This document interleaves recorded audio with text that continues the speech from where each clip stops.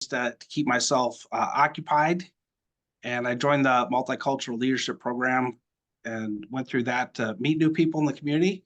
And then I signed up for 3 different boards, but I'm on the Integrity Board, which they've got one of their 10th year anniversary coming up on April 6th, so that's awesome. I'm on the Milestones Daycare Board and the Illinois Prairie Community Foundation. And then I also volunteer as a CASA. So I keep kind of busy with a lot of nonprofit stuff. But my job is working with veterans. After 27 years, I really like working with veterans, and I help them out now with the problem solving court. So here in McLean County, we have several problem solving courts. We've got drug court, which is for high risk, high needs people in the community with drug issues. Recovery court, which is high needs, high treatment, high risk of reoffending and high treatment needs with mental health issues. We're just starting up family treatment court this January. So it's very, very new. I'm not even sure they've got anybody in their program yet, but that's the first family treatment court here in Illinois. And then we've got our the Veterans Treatment Court. And we're kind of interesting in that we cover 5 different counties. So drug court, recovery court, family treatment court, they're covering McLean County. Veterans Treatment Court covers the entire circuit. Of the 21 circuits in Illinois, we're the only circuit that covers all the counties. So Ford County, Livingston, Logan, McLean, Woodford County. And I've been here for about 3 years. Veterans Treatment Court is led by Judge Charles Feeney. He's spent 20 years in the Marine Corps, and he works out of Eureka, and he drives into McLean just to do court, Veterans Treatment Court. The backup judge, Judge Workman, is out of Lincoln, Logan County, and he's actually sitting on the bench today doing Veterans Treatment Court right now as we speak. All right, next slide. So Veterans Treatment Court is, it's a national program, and it's for veteran participants. And the way I kind of think of it is when they're in their military service, they qualified for VA healthcare. And so we have a separate problem-solving court to get them into the healthcare that they earned while they were in the military. So it's not necessarily special treatment just because they're a veteran, but it's more to link them up with the healthcare. So drug court, recovery court, they use Chestnut for a lot of their therapies and treatments. Veterans Treatment Court, we use the VA, and their hospitals out in Danville. They've got and then they've got locations in Peoria, and they've got a clinic here in Bloomington. So at the national level, there's about 600 veterans treatment courts, and it's for nonviolent offenders. So if you've got a armed robbery, or you've got a domestic violence or assault charge that includes great bodily harm, they wouldn't qualify for veterans treatment court. So some domestic violences, some assault charges, as long as they're nonviolent, they would be considered for veterans treatment court. So next slide. So our court is non-adversarial, and that makes it very interesting. Whatever you see on Law and Order or different movies is not really how we do things. The state's attorney, the public defender, they sit in the jury box and they observe.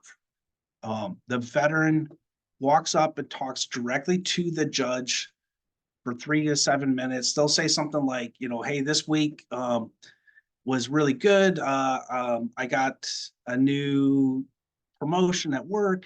I attended 2 AA meetings. I still got some cravings for, alcohol or whatever it is. But they'll talk about what's going on in their life, what's going on with their treatment, what's going on, good and bad. And at the end of that, the judge will do sanctions or rewards. And so we're trying to change some of their behavior. So sanctions could be things like a verbal admonishment. Hey, don't do that again. Be on time for your meetings.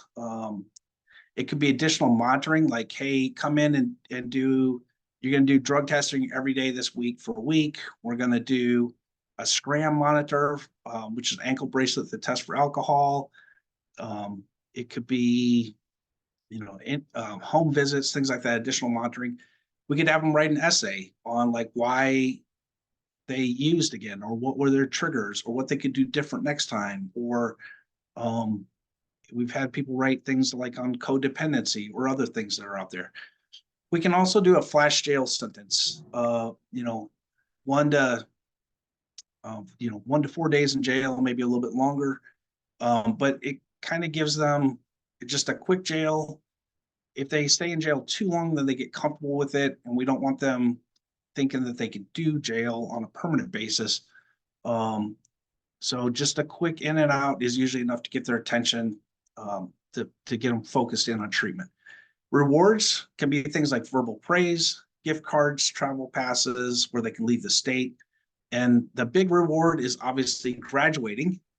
And then the judge dismisses their case. Next slide.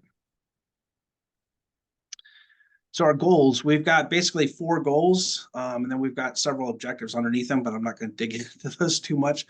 But our primary thing is connecting, as I've already said, connecting these veterans to the VA, which is something that they've earned with their service to the military. And so connecting with treatment, rehab, things like that. And then also physical health needs and stuff like that, that they, just doctors and doctor visits and prescriptions, things like that. Second one, obviously, is we're trying to reduce down risk of rearrest, recidivism. So if they, we're trying to reduce down those criminal offenses.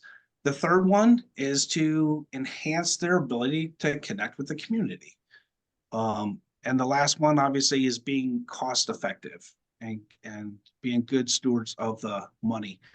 So we've been around for, this is our 6th year, and we got a SAMHSA grant, which started us up. And all right, hold on a second.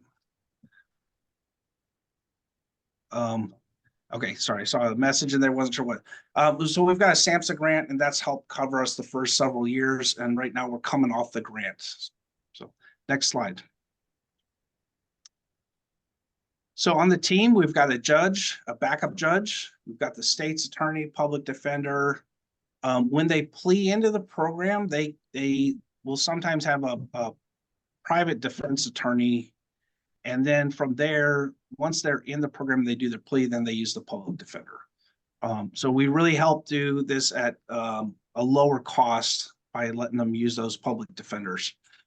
And since it's not adversarial and they're just talking to the judge, they don't really need a whole lot of attorneys once they plea in. We have the Bloomington Police and Normal Police attend regularly. We also have a rep on the Sheriff's Department. We have the McLean County Jail therapist comes up, and she's part of our staff. I'm the court coordinator. We have 5 different probation officers from the different counties. And then we have, really important to our team, is the VJO, which is the caseworker for the VA. So the Veterans Justice Outreach Coordinator. She's a trained licensed therapist, and she basically works in the jails, does their assessments and things like that. She doesn't provide treatment to them, but she does the caseworker. She's kind of like, for those of you that work at Chestnut, she's like Brian, right? So she's that head caseworker coordinating everything. We have a VA peer support specialist now. He just started recently, and he's out of Peoria. We have a mentor coordinator, and every veteran that's in the program, we pair them up with a mentor, another veteran that's a mentor. We have an evaluator. Because of the SAMHSA grant, we're required to have an independent evaluator.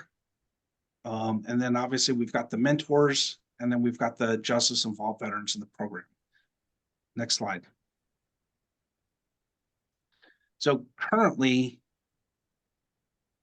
on staff, we've got about 27 members total on staff. We have 34 veterans in our program, and we've got about 25 mentors. So there's about 80 people involved in VTC at any given point in time right now. And we're still growing. So Eligibility to get into VTC, you have to be a resident in one of the 5 counties. And so if they're homeless or living out of a car, they wouldn't qualify. We use Salvation Army or Home Sweet Home. We start getting them housing. We use PATH to get them housing. So they qualify. They have to be over 18 years old. They have to have a nonviolent offense. The probationable, there's some exceptions to that, but most of the charges need to be probationable. And they have to have served or currently serving in the U.S. Armed Forces. So we have National Guard and Reserve here in the area that are currently part of the program. They have to be eligible for VA healthcare. So if they had a dishonorable discharge from the military, they wouldn't qualify for VA healthcare. And so that's kind of a big issue here. And then we have to have a treatable, diagnosable issue. So if they say they don't have any treatment issues, then they're not going to qualify for VTC. And they've got to be willing, this is the tough one, they've got to be willing to comply with probation terms and the treatment that's recommended. Next slide.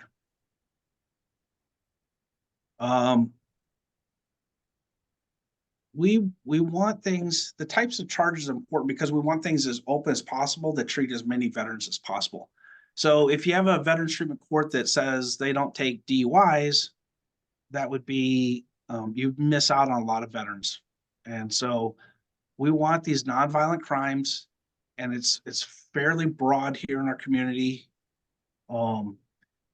The state's attorneys from each of the counties will approve. So if they get an arrest up in Livingston County, then the Livingston County state's attorney is the one approving of the charge to go into VTC, even though they do court here in McLean County. We do things like possession of drugs, but we do not allow manufacturing or distribution of drugs.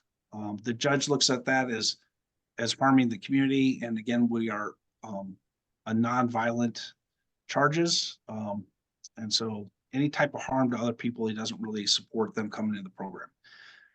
Theft is pretty common charge.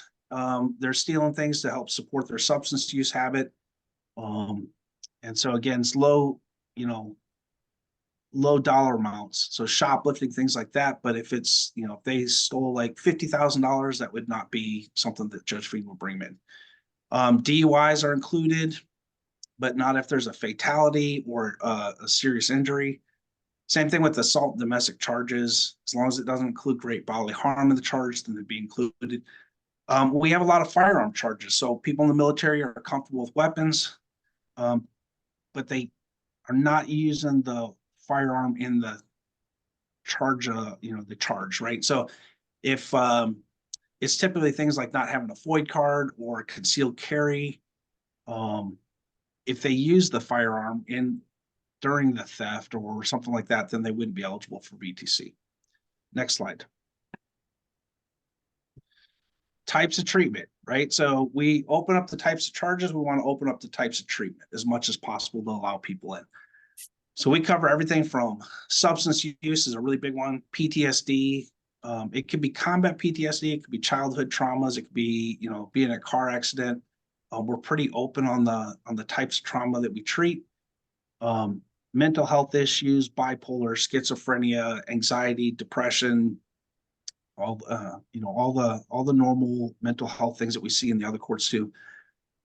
They certainly, when they come in, a lot of the veterans, when they're high risk, high needs, have suicidal ideations. And so because they're facing court, jail time, prison time, suicidal ideation is pretty common. Military sexual trauma, traumatic brain injuries is a big one. And so veterans that are out, even in training, they're shooting weapons and stuff like that. The concussive pressure from the guns going off from training can still cause some of those mild traumatic brain injuries. Things like parachuting, stuff like that in the military, you can get TBIs. So we see a bunch of TBIs from military service. Domestic violence and anger management are very common. Well, domestic violence is not common, but anger management is a very common treatable thing in VTC. Typically, it's all provided through the VA, but sometimes with the VA, they can also use care in the community. So sometimes some of the treatment stuff is through CARL or OSF or other programs in the area. but it's covered through the VA. Our court looks like a blend. We tailor the treatment to the veteran and not necessarily to the charge. So some veterans, if they're like heavy drug users, then our court looks like drug court. Other times, if they're dealing with schizophrenia, bipolar, then our court looks like recovery court. Other times they've got maybe, a couple DUIs, things like that, then we look like a DUI court. So we look like a blend, and it depends on what the veteran coming in front of us is really struggling with on how the judge kind of reacts or treats them. All right. Next slide.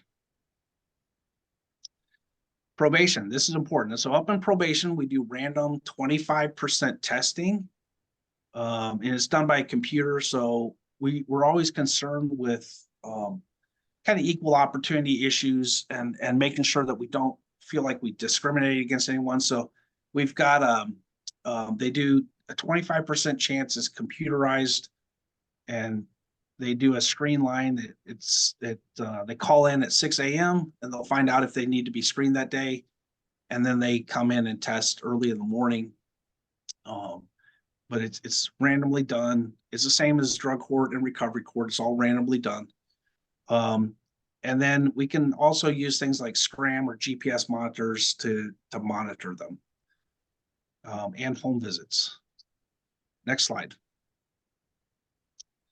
I said earlier, some of the fun facts. Currently, we've got 34 veterans in probation. 18 of them live here in McLean, 4 in Logan, 5 in Livingston, 7 in Woodford, and currently none in Ford County. We're the only circuit of the 21 that covers all the counties in the circuit. We're also really pretty successful graduation rates at 86%. That's really high. We have more veterans in our circuit than any other circuit except for Cook County. So McLean County is really at the leading edge of veterans treatment courts.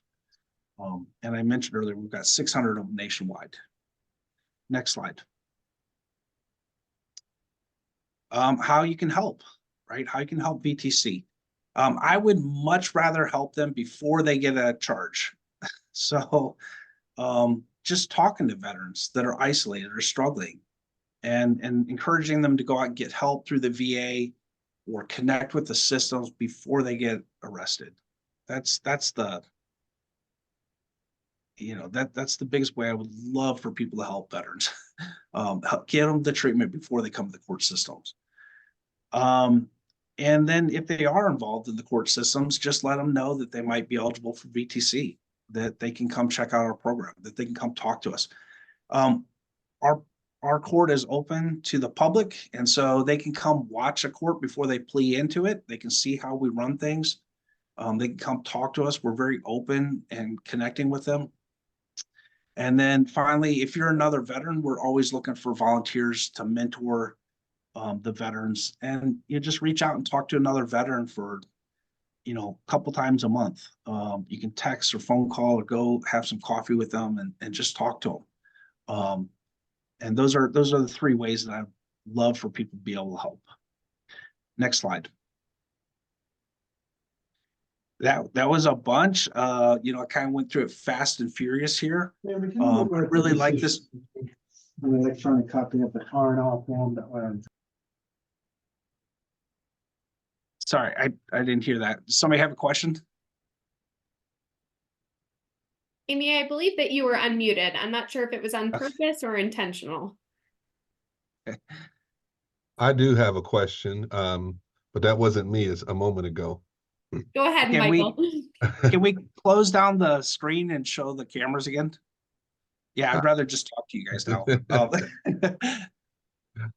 So my question, and it was early on in your slideshow, but there was the talk about some of the systems that you use to go through the veterans treatment, and one of them was jailing. You said something about that, right? So my question is, how, if anything, does the Pretrial Fairness Act affect that part of the treatment?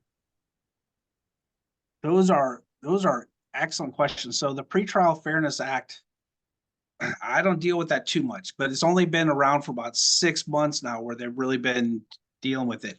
So when they come into Veterans Treatment Court, they plead guilty.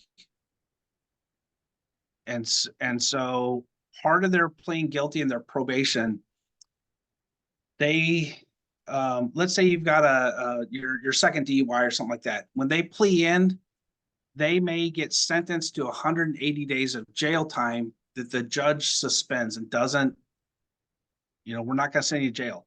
When we do these flash jail sentences, what he's doing is kind of going off that 180-day bank, right? And so that's an incentive to act well, right?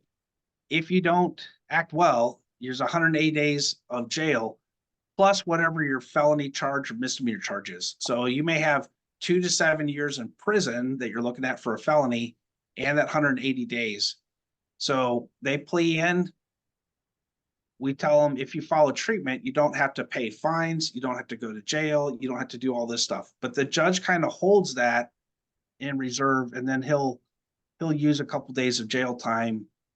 But we can't just jail them for no reason, right? Right, I would assume. And so that's not necessarily tied with the Pretrial Fairness Act, but it's it kind of feels like that, right?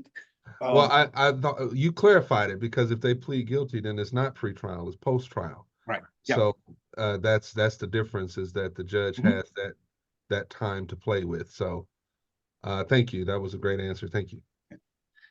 So when I tell my interns, I've got a couple interns here in the room right now, but I tell my interns, anytime something happens, we want to think of a triangle, right? So they act out, something happens. What's the mental health issue? What's the physical health issue? What's the medicine issue? Think of those things first before we think of sanctions. It's easy to say, oh, they screwed up, go to jail. Oh, they screwed up. We need to, kind of whack them hard.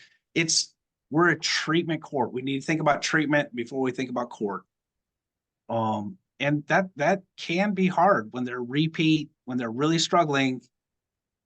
You got to take a deep breath in sometimes and just say, okay, what's the treatment today? And this job is very rewarding at the end, but sometimes it's frustrating along the journey. You guys know this. I know you know it. What other questions you guys have?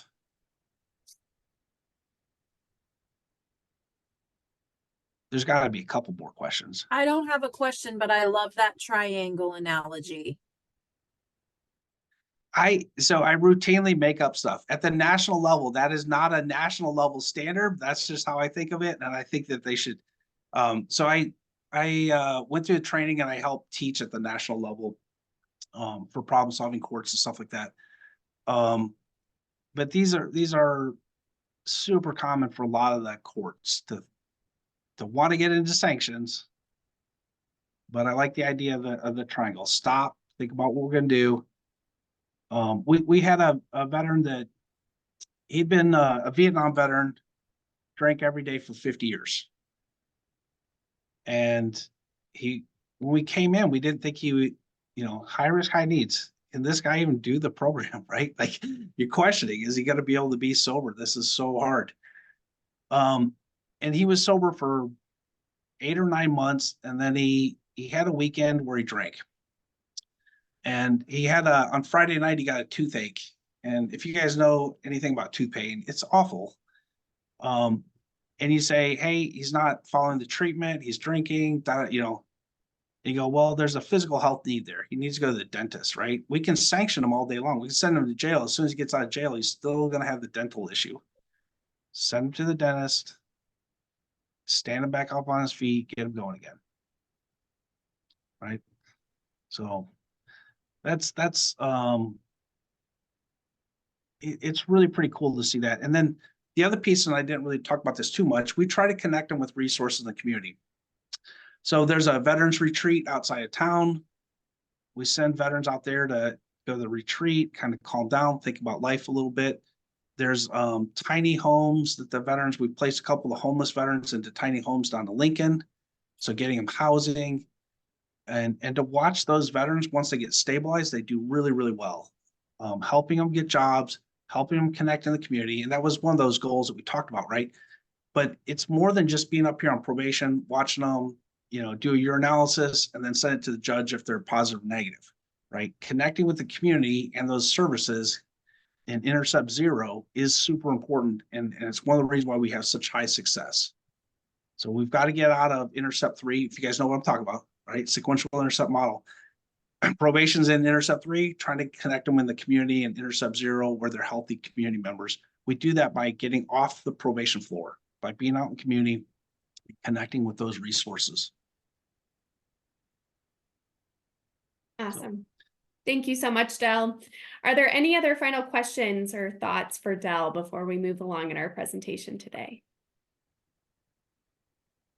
I really appreciate being able to come and speak to you guys. I know some of you personally, but court is going on, and to take time to talk to you guys is important. This is part of us connecting with the community and meeting with you guys. So you guys have got emails or phone numbers for me, and you can reach out anytime. We're on the we're on the McLean County website too, where we can look us up. But if you've got any other comments or questions come up later, I'm always willing to talk. Awesome. Thank you so much for your time today, Del. It was a really beneficial presentation. So we appreciate you stepping away from court to be here on the Zoom call with us. Awesome. Okay. So when we were originally talking with Del, he had this absolutely great PowerPoint presentation he put together with Central Illinois Veterans Resources. So we went ahead and took that information. It is on our virtual resource app. If you follow kind of the prompt here at the bottom of the slide, you can find where to access that. That has a copy of his PowerPoint presentation, along with, we went ahead and took each individual different resource, and they're all on that tab underneath that tab page for the virtual resource app.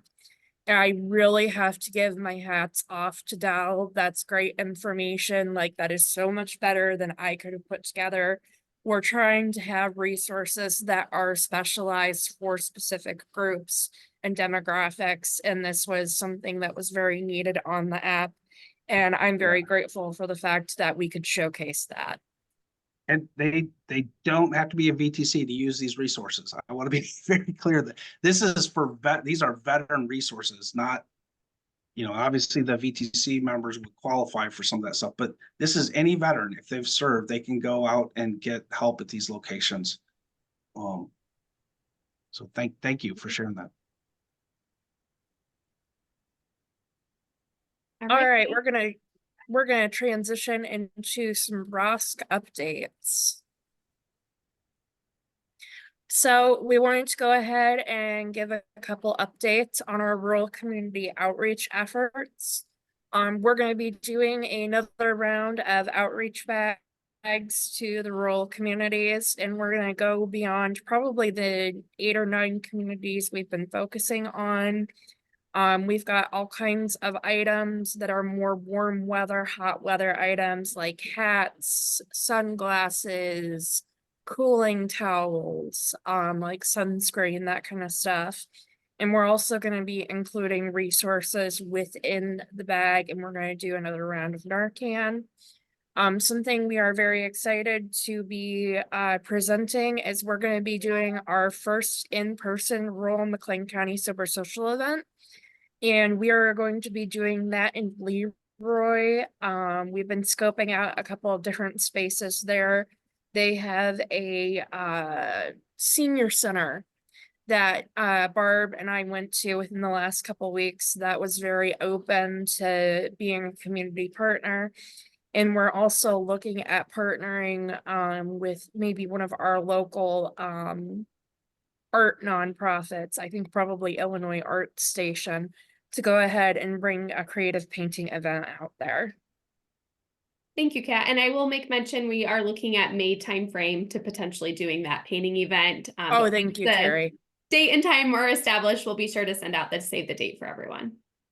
Yeah, more info to come. I think we might be doing 2 different days. Because we're gonna do something more family oriented and then maybe doing something more senior oriented, since we may be partnering with the senior center. And then again, if you guys have any contacts out in the rural communities for McLean County, we would love for you to do kind of a warm hand off or an e-intro for us. You know, we're only know who we know, and I believe the phrase is you're like one connection away from your next like resource you need or your next job. So we would really love to utilize and leverage our ROSC Council members to go ahead and get us in contact with some of the folks out in the rural communities. And then for sober social planning committee updates, we've got quite a bit going on. We're gonna have our, I'm gonna say our fourth or fifth annual Grady's Family Fun Night in June. More info to come. And then in April, we are partnering with ISU's collegiate recovery program, Redbirds for Recovery. We're going to be doing a film screening of the documentary Generation Found that focuses on youth and young adult recovery. So that's super exciting. We've got our date, which will be Thursday, April 4th, 7 to 9 p.m. at Schroeder Hall. Or I don't know if it's Schroeder or Schrader. I haven't been here long enough to learn that. But it'll be room 138. We're super excited for that. So we should be getting the flyer from the ISU marketing department to share on social media and with the council soon. We will have a table at the McLean County Reentry Council Reentry Resource Fair, which will be on Saturday, May 5th, or not May 5th, May 4th. And with that, we're aiming to have some activities, maybe some giveaways that are a little more oriented towards family recovery. And then finally, we are working on a partnership with Eastview Community Center for most likely in May for doing another film screening of Generation Found. So more details to come on that. For the planning committee, if you're interested in joining, currently we are meeting the first Tuesday of the month for an hour between 11 a.m. to noon to plan out upcoming events and initiatives. And if you're interested, my email is here on the slide. And then just a little more of an update on our recovery story sharing program. We've got a first just kind of video that was conversation between our community member who is heading this initiative up and I on compassion fatigue. He is working on finishing editing my video. If you are interested in having your story told, or if you just want to have a conversation about recovery to help do a little bit of education, stigma reduction, go ahead and shoot us an email at mcleancountyrosk@gmail.com and we'll get you in touch with Alex. Awesome. And then I can take it over from here. Thank you, Kat. Sounds good. Wonderful. So just sending along a friendly reminder that we have a wide variety of McLean County ROSC printed resources available. For those of you who are unaware, we have recently put together McLean County ROSC 101 binders. So this is an actual physical copy of our flyers, our brochures, our business cards, but all the different ways that you can get involved with ROSC. There's a really helpful resource in there that is an FAQ about ROSC. So really equipping ROSC members with the knowledge and skills needed to be able to talk about ROSC out in the community and help recruit others on our behalf. So if that's something that you would like to have and you currently don't have that in your possession, feel free to reach out to our team and one of us would be happy to rearrange a time to drop off some binders to your organization. Additionally, we have our Sober Social Guide, the physical copies of those available. So again, if you or your organization would like a copy or two to have at your space, feel free to contact our team and we would be happy to get that over to you. And lastly, of course, we have our virtual resource cards. Like Kat made mention of, we have a bunch of new veterans resources on the app right now. We just ordered, I think, 1,000 more resource cards. We're flying through them pretty quickly. A significant stack too is going with the new outreach bags that will be catered towards rural McLean County. But again, if you or your organization would like to have a stack of those at your organization, let us know and we're happy to drop some off for you. As always, we have our community trainings available. So we have our Narcan training available. So if that's something that you would be interested in for you or your organization, feel free to reach out to us. But we also have our QPR, or Question, Persuade, Refer. That is a suicide prevention training. So if that's something that you or your organization would be interested in, completely free of charge, feel free to reach out to our team and we'd be happy to coordinate those logistics with you. Taking a look at June of 2024, we do have a couple openings for our resource spotlight. So again, if your organization is interested in having about 10 to 15 minutes of our June McLean County ROSC council meeting to talk about your resources or your organization as a whole, feel free to reach out to us and we'd be happy to get you on the calendar. And for this time, we will go ahead and stop sharing and really just open up the floor to hear from our community partners on this call today. We'd love to hear what's going on each of your organizations, or if there's any upcoming events or things that you'd like to share with the group, this is the time to do so.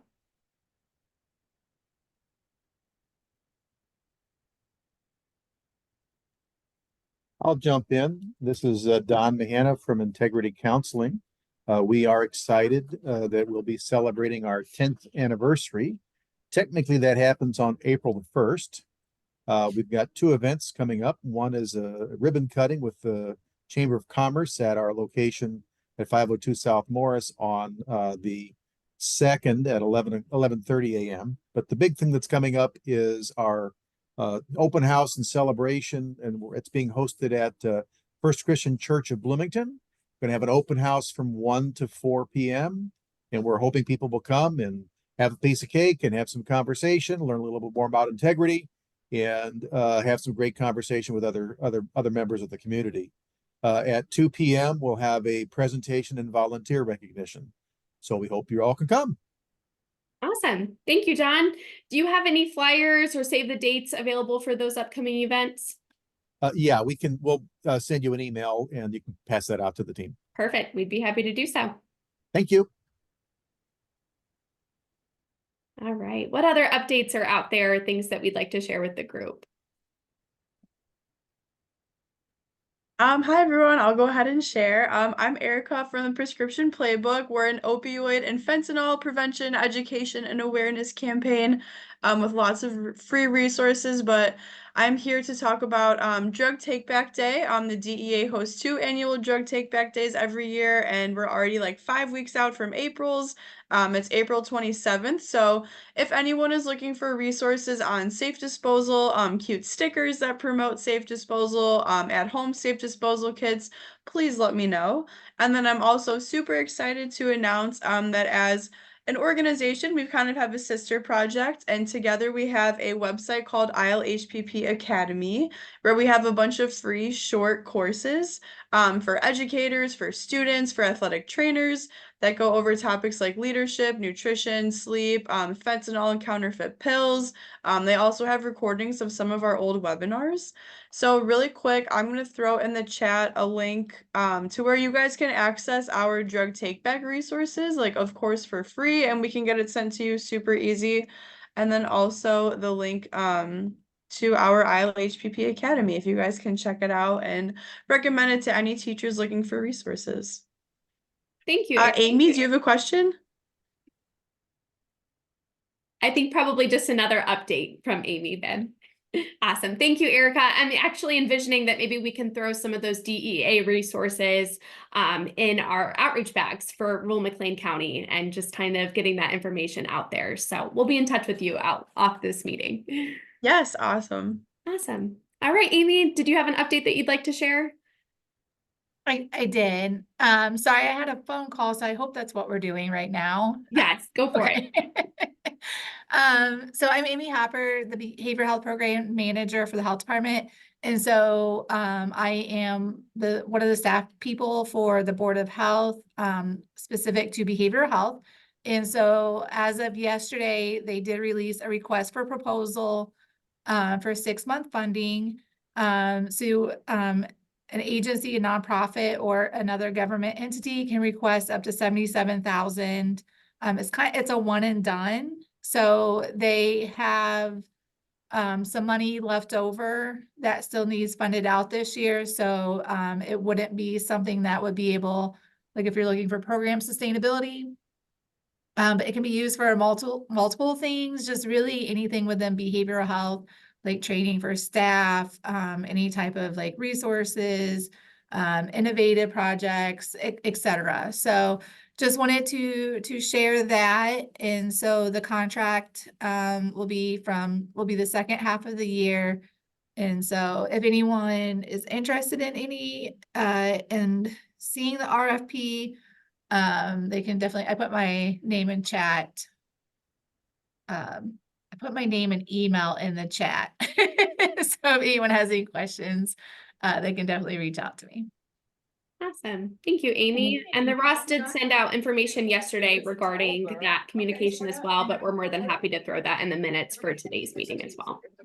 We've also got in the chat from David that there's a Faith Leaders Brunch hosted by Rush on April 27th at the Marriott.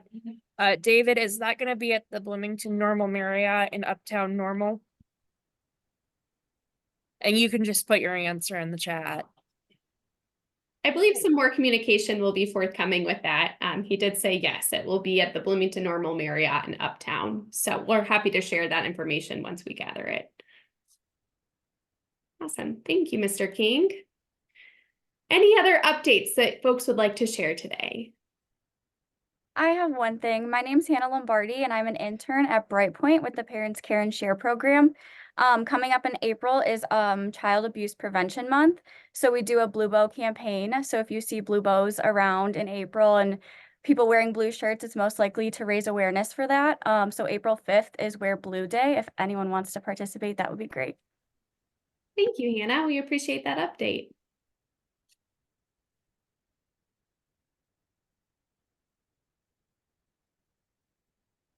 Alrighty, it doesn't look like anyone else has any more updates. If anything comes to anyone's mind, feel free to unmute yourself and share the update that you have or throw that in the chat.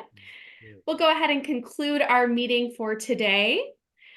Transitioning to our contact information, as always, folks are welcome to reach out to our McLean County ROSC team at our Gmail email address, which is provided on this screen, or Kat, myself, or Barb are always available to if you'd like to reach out to one of us directly.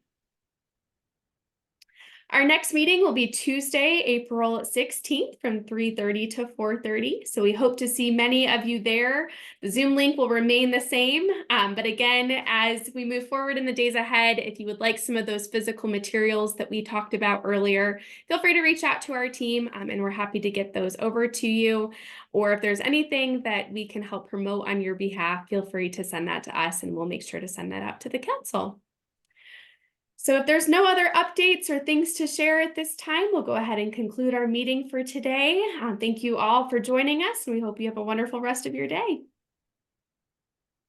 Thank you.